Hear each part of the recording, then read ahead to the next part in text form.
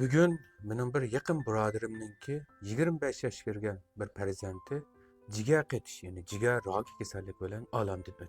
Endi mushu balaninki yosh turiblan bizni ayrılgan qarab men nihoyat bak cho'chidim. Endi yosh turib nima uchun bu jigar qetish bilan bilab ketildik degan chig'imizda bu bala amaliyotda aroq ichadigan, tomoq chekadigan yoki ziyodan bak semiz balami emas. Nima uchun bu bala yosh turiblam jigar qetib bunda o'lib ketdi degan chig'imizda mushu balaninki o'z vaqtida dadasi B tiplik jigar yallig'i bilan yuqumlangan. Keyin bu yuqmayotgan holatga kelgan bo'lsa-mu, lekin bu B tiplik viruslik jigar yallig'i odatda qondan yo'q qilg'ili bo'lmaydi. Bir umr shu B tiplik virusni jigar yallig'ining virusini ilib yurishga to'g'ri keladi badanda. Shuning bilan bu birodarim ayoli bilan to'y qilgandan keyin ayoli dal qo'soq ko'targan chig'ida ona bolalar saqlash saqlash doktorxonasiga berib, mushu B tiplik jigar yallig'ining farzandiga irsiyat qilib qilishninki oldini oladigan ukulni urg'izib olgan. Shuning bilan bola tug'ma B tiplik jigar yallig'i bo'lib tug'ilgan. Endi jamiyatimizda nurg'ulg'an shu ota-onalar to'y qilishdan oldida salomatlik tekshirdi. Salomatlik tekshirgan chog'da mushu B tiplik jigar yallig'i, C tiplik jigar yallig'i, har xil yuqumli kasallik bilan og'rigan chog'da mushu to'y xiti berdigan yerda qarshi tarafga uqtirdi buni. Bu qarshi tarafda yuqumli kasal bor ekan, buning bilan to'y qilishni xohlamsiz deb. Xohlayman degandan keyin biz bunga to'y xiti kesib berdik. Kesib bergandan keyin mush B tiplik jigar yallig'i, C tiplik jigar yallig'i bo'lgan ota-onalar qo'soq ko'targandan keyin bunga sal qarab, shuning bilan bu ukulni urg'izmaydi. Urg'izmagandan keyin farzandlar qanda irsiyat qilib qoladi mushikiz.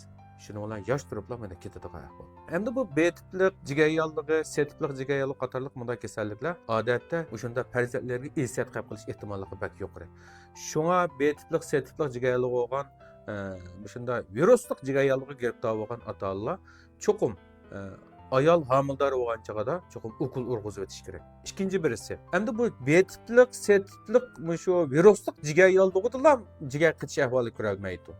Mushu haroqni nihoyat ko'p ichayotgan odamda jigar talolishib, jigar qetish kasalligini keltirib qo'ydi.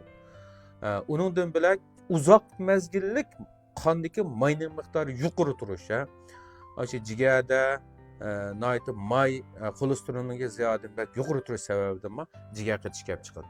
Uningdan bilan shu immunit kuchininki ziyodan tuam bo'lib ketish sababidan jigar qetish kelib chiqadi. Shunga jamiyatimizda jigar qetish kasallikni bayqamoq bak tez.